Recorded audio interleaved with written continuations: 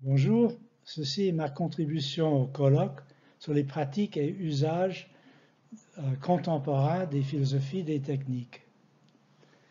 Je vais vous parler aujourd'hui de Marcuse. Alors pourquoi Marcuse? Il n'est plus à la mode, mais il est intéressant. En dehors du fait que j'ai étudié avec lui, il a étudié lui-même avec Husserl et Heidegger et il a essayé de synthétiser des idées phénoménologiques et une approche marxiste dans la philosophie des techniques. Ainsi, il fait un pont entre des traditions très différentes et ça nous permet d'adresser des problèmes politiques actuels qui concernent la philosophie, la politique des techniques. Je ne suis pas satisfait avec la contribution actuelle de STS, ni les idées heideggeriennes, qui sont bien sûr beaucoup plus connues que les idées de Marcuse. Mais je trouve que ces traditions sont faibles par rapport aux luttes actuelles, autour par exemple du problème climatique. C'est surtout la focalisation sur la division binaire entre nature et culture qui me semble inapte à expliquer un problème qui est dû en grande partie au système capitaliste.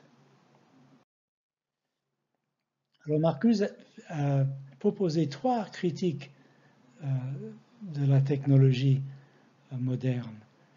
Il y a d'abord deux critiques sociales.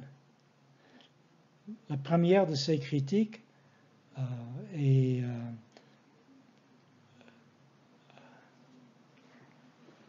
c'est l'idée que la technologie est idéologique en soi. La technologie est idéologie. Marcuse pensait que la technologie moderne cadre et légitime une façon de vivre qui bloque tout progrès fondamental dans l'organisation de la société capitaliste. Et il s'intéresse surtout au triomphe de la pensée technique. Le fait que dans le domaine public, maintenant, de plus en plus, on substitue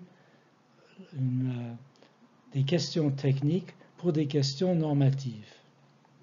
Donc ça, c'est la technologie comme idéologie qui prescrit les limites de toute discussion dans le domaine public de l'organisation de la vie. Il y a une deuxième critique, c'est la critique de la rationalisation weberienne qu'il a articulée, qui est élaborée dans un article sur Weber. Cette critique montre en quoi la rationalisation est, comme l'entend Weber, est influencée subrepticement par le capitalisme. Pourquoi? Parce que la rationalisation concerne l'administration et le management de l'extérieur, d'en haut, de groupes de travail qui sont en bas, c'est-à-dire qui sont à l'extérieur de ceux qui organisent la rationalisation. Souvenez-vous que la rationalisation chez Weber, c'est le calcul et le contrôle. Alors la question que pose Marcuse, c'est qui calcule et qui contrôle et dans quel but. Et dans une société capitaliste, la réponse est clairement biaisée vers la maintenance, la perpétuation d'un système de contrôle d'en haut. Alors, il y a une troisième critique, c'est une critique ontologique. Ici, la question concerne la nature du monde, le monde dans lequel nous vivons, et ce monde, Marcuse pense que ce monde est de plus en plus influencé par la science physique. La physique, c'est la science paradigmatique qui détermine nos idées sur ce qui est réel et ce qui ne l'est pas, ce qui est objectif et ce qui est subjectif. Alors, quel est l'objet de la physique? C'est les qualités primaires qui peuvent être quantifiées et qui peuvent être instrumentalisées. Alors, qu'est-ce qui se passe quand cet objet de la science physique, qui est légitime en soi en tant qu'objet scientifique, devient la définition même du monde de la vie des gens qui habitent dans la société actuelle? Alors, le résultat principal, selon Marcuse, c'est la substitution des valeurs pour des potentialités dans la conscience des gens. Normalement, le monde de la vie contient un sens des potentialités des humains, des êtres vivants, même des objets naturels. C'est évident dans le cas des personnes. Nous les voyons, par exemple, comme plus ou moins en bonne santé ou malades. Nous pensons à leur potentialité de développement, par exemple des rapports personnels, leur carrière, etc. Tout ça nous semble parfaitement objectif, ça fait partie du monde de la vie, ce n'est pas simplement une fantaisie personnelle. Mais tout ça, c'est éliminé pour construire l'objet de la physique, ce que est normal dans le domaine des sciences, mais n'est pas normal dans le domaine du monde de la vie. Dans la mesure où le monde de la vie est influencé, colonisé par des idées proprement scientifiques, les gens perdent la possibilité de se rapporter aux potentialités et ils substituent dans leur conscience l'idée de valeur. Les valeurs, c'est des choix personnels, des choix subjectifs, et c'est évident que ceux qui peuvent imposer ces choix au niveau du système technologique, c'est les pouvoirs dominants de la société, c'est ceux qui organisent le système capitaliste et l'État. Et donc, Marcuse conclut par une sorte de dystopie qui n'est pas inévitable selon lui, mais qui menace et qui est de plus en plus menaçant. Alors il ne désespère pas, et c'est ça qui est intéressant, il pense aux possibilités d'une transformation radicale de projets civilisationnels qu'il appelle le socialisme. Et donc là, on voit que l'ontologie de Marcuse est proprement constructiviste. Les concepts scientifiques, selon lui, dérivent fondamentalement du monde de la vie, mais ils sont raffinés et clarifiés, précisés pour construire des objets scientifiques. Et donc, ces concepts sont influencés par le monde de la vie, de la société dans laquelle ils sont construits. Et dans le cas des sciences actuelles, c'est un monde capitaliste et ceci influence la structure des sciences. Mais supposons que le monde de la vie change radicalement, que le capitalisme disparaisse et un monde socialiste se substitue. Dans ce cas, l'objet de la science doit changer aussi, parce que ces catégories seront dérivées d'un autre monde de la vie. Et l'objet de la physique, jusque-là, c'est les qualités primaires. Mais est-ce qu'une nouvelle science peut naître dans une société socialiste avec un nouveau objet, un objet qui pourrait incorporer des potentialités qui disparaissent dans la science actuelle? Alors il faut penser au contexte social dans lequel Marcuse a proposé ces idées très radicales, très spéculatives.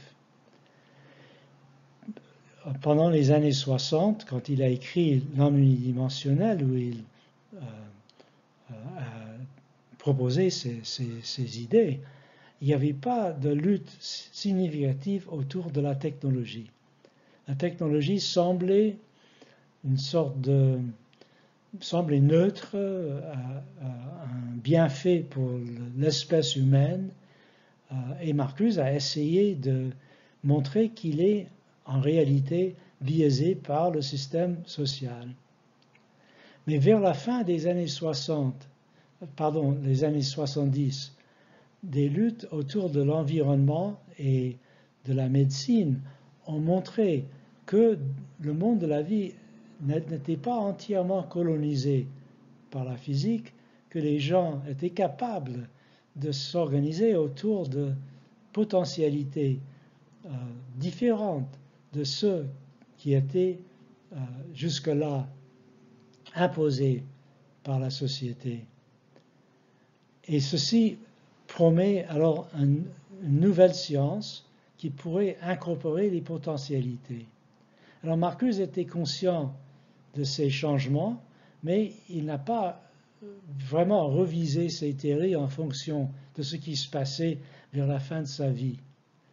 Il a dit quand même que l'incorporation des potentialités dans une nouvelle science ne changerait pas la donne complètement. La science moderne resterait quantitative. Donc il ne proposait pas un retour à Aristote, pas de science qualitative, pas de retour en arrière. Mais comment imaginait-il l'influence de ces luttes, par exemple pour l'environnement, sur la science? Comment imaginait-il les qualités secondaires, comme les potentialités, traduites en termes scientifiques? Alors c'est lui qui a utilisé le terme traduction pour en parler, mais il n'a pas précisé le sens de cette traduction. Alors, moi je pense que nous pouvons aller plus loin aujourd'hui. Nous pouvons compléter en quelque sorte le système que Marcuse a proposé, mais n'a pas pu compléter dans le contexte des années 70. Il faut d'abord commencer avec un constat. La modernité, c'est un monde technifié, monde dans le sens phénoménologique. Ça, c'est vrai. J'appelle ça le technosystème, et il est caractérisé par l'organisation du monde de la vie par des disciplines techniques. Et ces disciplines sont inspirées des sciences physiques et chimiques, biologiques, c'est-à-dire des sciences naturelles. Et donc, ces disciplines utilisent, dans la mesure du possible, des mesures quantitatives, des concepts précis, des concepts qui dérivent du monde de la vie, mais qui sont raffinés. Donc ça, c'est notre monde, et si on faisait la transition au socialisme que Marcuse appelait de ses voeux, ça ne changerait pas. Nous serions toujours dans un technosystème. Alors la question, c'est quelle serait la différence? Chez les heideggeriens, ils ne distinguent pas de différence. Mais je pense que avec la pensée de Marcuse, on peut aller plus loin. Pensons par exemple à sa théorie de la rationalisation. Il a parlé de la façon dont le capitalisme est traduit en termes de quasi scientifiques par la théorie de l'administration et du management. Mais il n'a pas fait pour ces théories ce qu'il a fait pour la physique, c'est-à-dire il n'a pas imaginé une transformation qui substituerait une autre forme de vie sociale avec une autre forme de management et d'administration. Il a parlé vaguement des conseils ouvriers, etc. Mais ce n'est pas la même chose que de penser en termes de discipline technique et de sa réorganisation sous une différente différentes formes de vie. Alors il y a un manque là, mais nous pouvons substituer pour ce manque parce que nous avons beaucoup plus d'expérience de lutte politique autour des disciplines techniques. Et ces luttes nous permettent de comprendre la façon dont la traduction entre le monde de la vie et les objets des sciences procède dans le cas des technosciences. Non pas dans le cas de la physique, où nous n'avons pas encore appris quelque chose d'intéressant par rapport aux théories de Marcuse, mais dans les sciences techniques qui organisent la vie sociale. Donc, dans des disciplines comme la médecine ou l'environnement, le changement climatique, dans toutes ces disciplines, les luttes sociales ont provoqué des changements dans la compréhension scientifique des objets des sciences. Et ces changements sont significatifs pour la qualité de notre vie.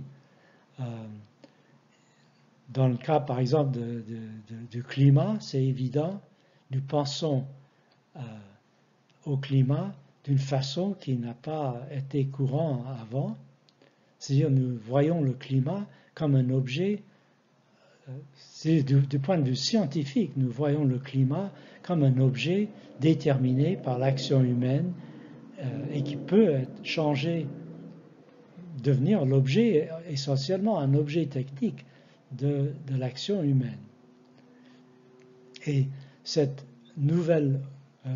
nouveau objet de la science correspond à un monde de la vie où les gens sont perturbés par des changements climatiques qu'ils expérimentent comme menaçants, comme dangereux, comme néfastes par rapport aux potentialités d'eux-mêmes, de leurs enfants, de la nature,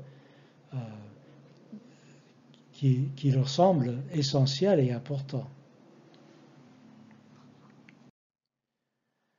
Donc, il y a aujourd'hui une politique de la technique et cette politique peut être comprise à partir de l'argumentation de Marcuse avec les modifications que je viens de décrire.